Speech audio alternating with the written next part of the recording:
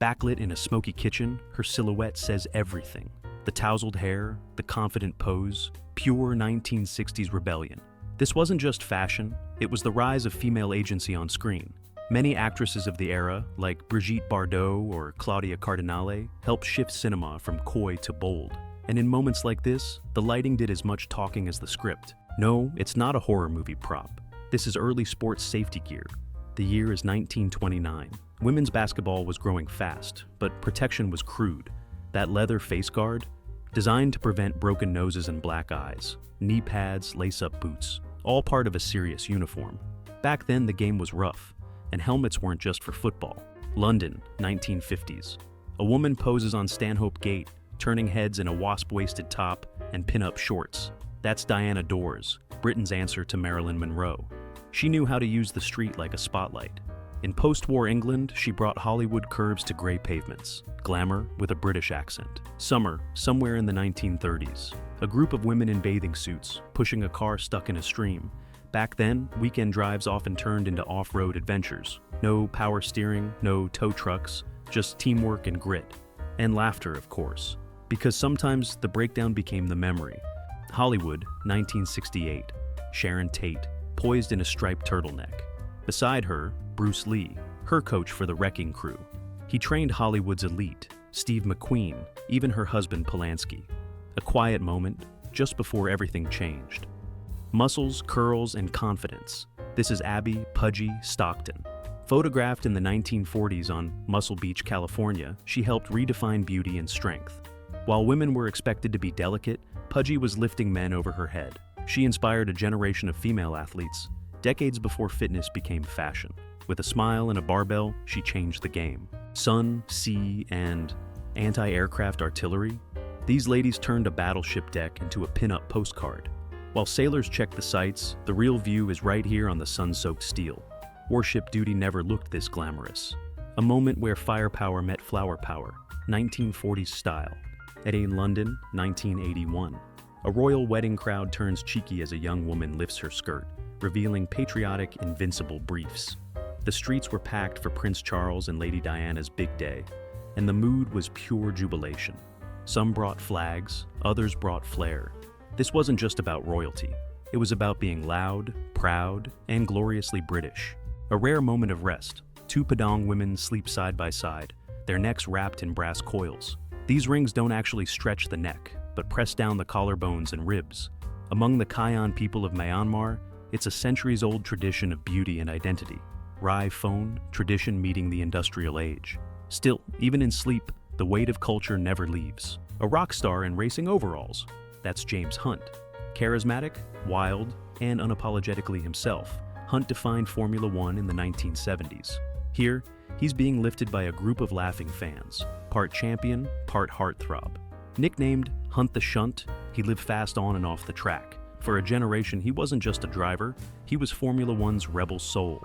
Aboard a U.S. Navy ship, late 1800s, two officers clash in a sword drill, sabers drawn, feet firm, eyes locked. The crew gathers round, watching discipline meet drama.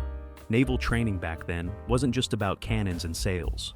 It was about hand-to-hand skill, readiness, and command presence. On deck, even a lesson looked like a duel. Cannes, 1962.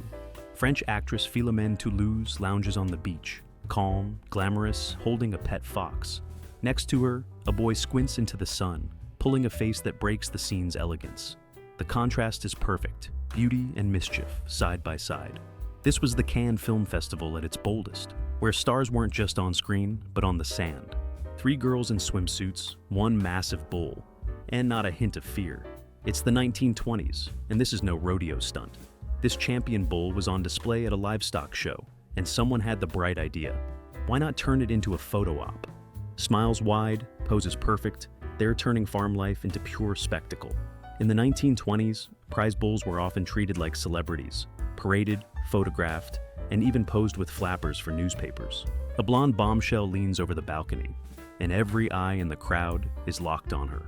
This was the golden age of stadium glamour, when movie stars mingled with football fans. Likely the 1950s, when icons like Jane Mansfield or Diana Dors drew more cheers than the game itself. In a sea of suits and fedoras, she was a flash of cinema. And in that moment, the real show wasn't on the field. She's not looking at the camera, but you can't look away. Cigarette tucked between her lips, hands busy with something unseen.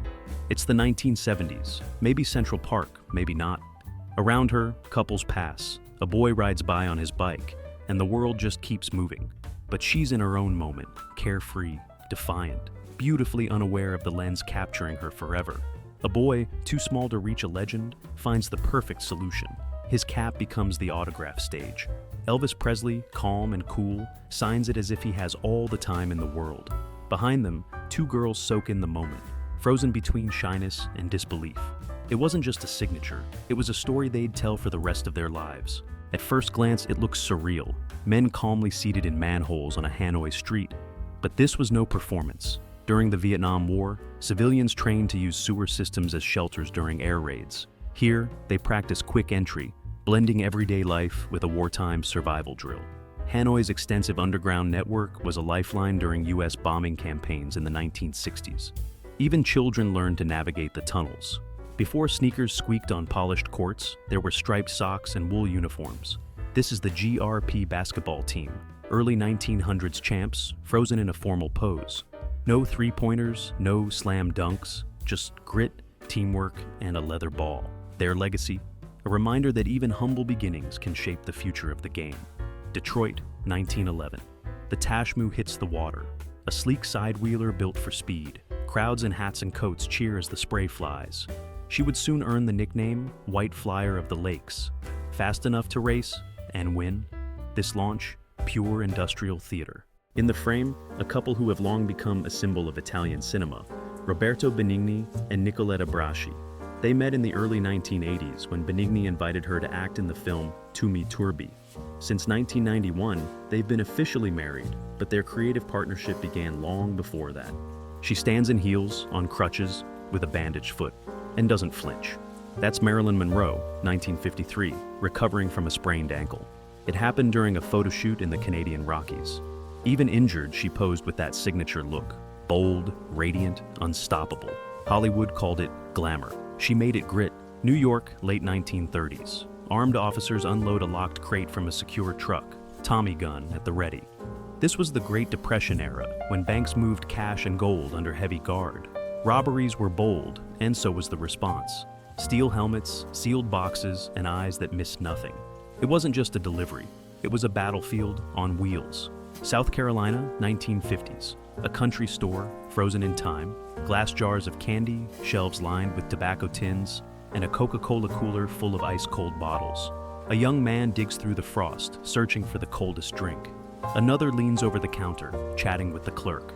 These were more than shops. They were neighborhood hubs where stories were swapped with sodas. America in black and white, but full of life. Tokyo, 1935. A soba noodle delivery man balances dozens of bowls, stacked high on his shoulder, while pedaling through slick city streets. No straps, no boxes, just pure skill. Before mopeds and takeout apps, there was this. Quiet mastery on two wheels. It wasn't just food delivery, it was a performance. It's the 1920s, and rubber is king. This delivery truck hauls a mountain of tires to the Amalgamated Tires stores in Washington, D.C. Back then, flat tires were a daily nuisance. Drivers often carried 2 or 3 spares. Notice the hand-painted sign. Another carload of tires. No digital ads, just stacks of hope for the road ahead. Early car tires didn't have tread. All were smooth until the 1920s, when manufacturers finally figured out that grooves helped grip the road.